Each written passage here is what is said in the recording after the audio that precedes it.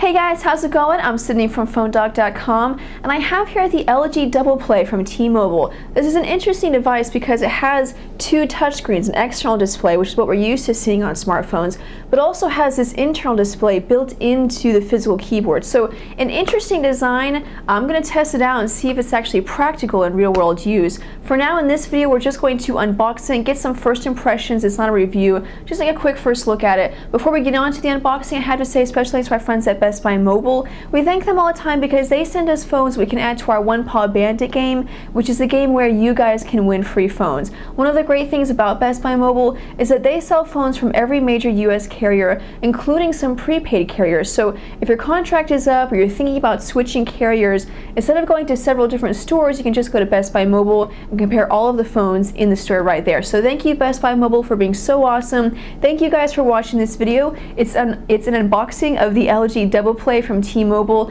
I'm Sydney from PhoneDog.com. Let's go check it out. So the DoublePlay is an interesting device, like I said in the introduction, because it has this dual screen display, and the idea is to make multitasking even easier than it already is, because you can literally be doing two things at once, one on each display. So the question is it actually practical? Does it actually work the way that it should?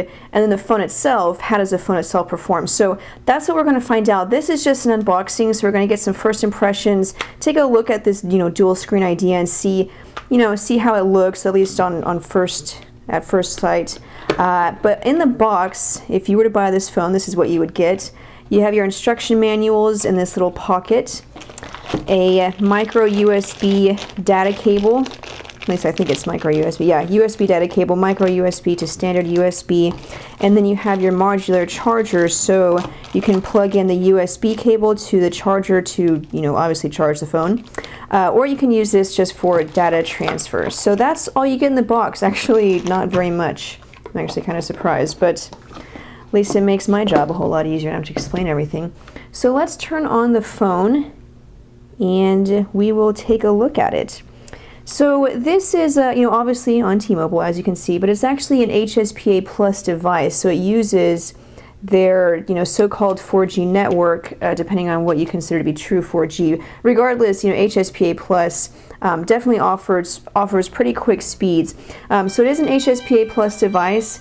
It has a 1 gigahertz Qualcomm processor, a 5 megapixel camera with a flash autofocus, obviously, and it can capture 720p HD video. So this phone, it's not a shabby phone. A 1 gigahertz processor may be considered high-end to mid-range to some, depending on how you view phones and technology these days. But regardless, definitely has a great spec sheet. We'll slide up here. And this main display is a 3.5-inch display, and then the internal display, let me take this off.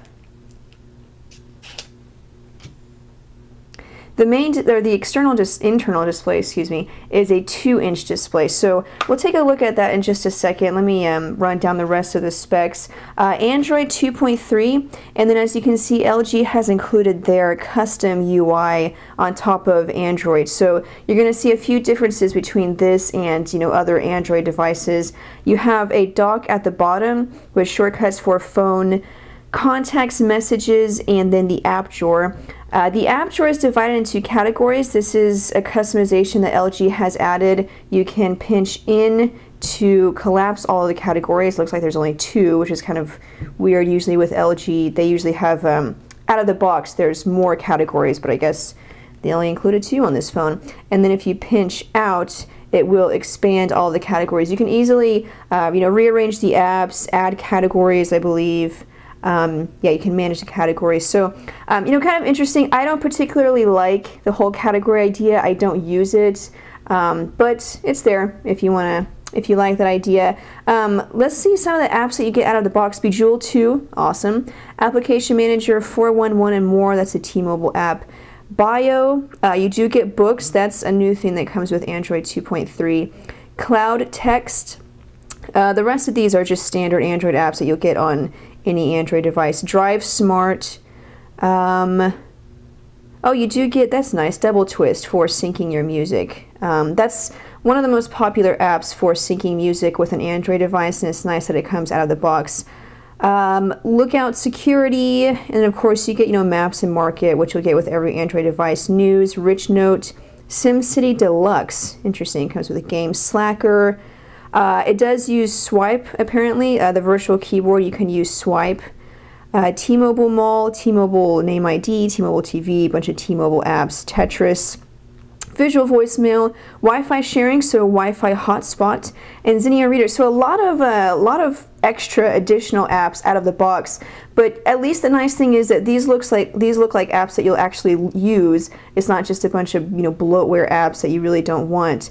But it comes with, you know, a couple of games that you know, look kind of appealing. But anyway, that's Android 2.3 with LG's custom UI. But the main idea of this phone is, like I said, this internal display. Now, you know, two things that I'm anxious to find out while testing it is, one, is this actually practical, and two, the keyboard. You know, obviously the keyboard is now split up, which is very, very different from your typical physical keyboard. So first of all, let's take a look at the keyboard, and then we'll move on to that internal display. So I'll type out, let me see, the quick brown fox jumps over the lazy dog. So it's a little different. It is a little different. You do have a space bar on both sides, which is nice. It's kind of weird. I think it would take a little bit of time to get used to, but honestly, it's not as weird as I thought it would be. Though it will take some time to get used to, like I said. The keys are nice. You know, you can see they're kind of raised in that bubble design. They're plastic. They're not rubbery at all. They don't really have a whole lot of grip to them. They're just kind of smooth plastic. But you know, overall the keyboard it was, you know, a little weird, but I think you could get used to it. So we'll stay on messaging here, and the idea is, say I'm sending a text message, and well, actually we'll do it the other way around. Say I'm in the web browser, and I want to send a text message, or maybe I receive a text message. So down here, while I have the web browser open, down here I can go to messaging, and then see I have messaging and the web browser is still open. So if you, the Echo that was on Sprint, kind of the same idea as that, you know, the dual screen display. So I can still go down here, send a message, and I can send it, and I can still be web browsing at the same time. If I'm sending a message and I want to send this up to the main screen, I just push the arrow, and then it will now come up to the main screen, and then I can go back to web browsing down here. This display comes into play in other ways, not just multitasking, but if I go back to the web browser, you can see it opens up bookmarks that I have, and I can slide through the different bookmarks, see, and then go to that one if I want to. Or I can view windows that I have open. I can add a window. So let's see, Facebook, go back to my windows, and see, we're on Facebook right now, but let's go back to that window. So, you know, it's multitasking, but at the same time it adds functionality to just a single app that you may be using at the time. So it's very interesting. I like the idea. Again, I want to see if it's practical, and that's what I'm going to try to find out while I'm testing it out, while I'm doing all of my tests, running tests on it. The phone has a nice design. It's very solid. It feels very good in the hand.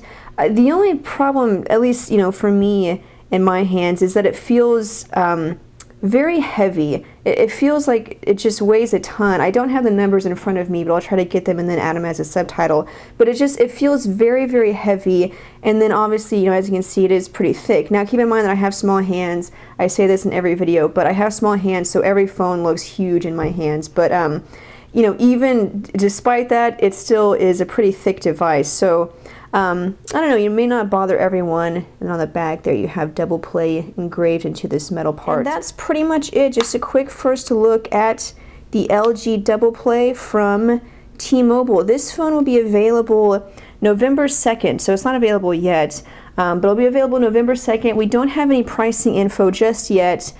We may have that by the time you're watching this video, it just depends, we'll have to check. But I'm going to test this phone out. I'll have my first impressions article up on PhoneDog.com, and then within a couple of days after testing it out fully, I'll have a full review, a video review, and a written review on PhoneDog.com. So keep it locked on PhoneDog. This is an interesting device. I'm anxious to see how it works in real-world usage, if it's practical. If you have any questions about this device or any other device, you can follow me on Twitter. My screen name is It's My Job to Know. Just send me a message. I'll try to answer it as soon as I can. But keep it on PhoneDog.com. I'm Sydney. Thanks, guys, for watching. I'll see you guys later. Bye.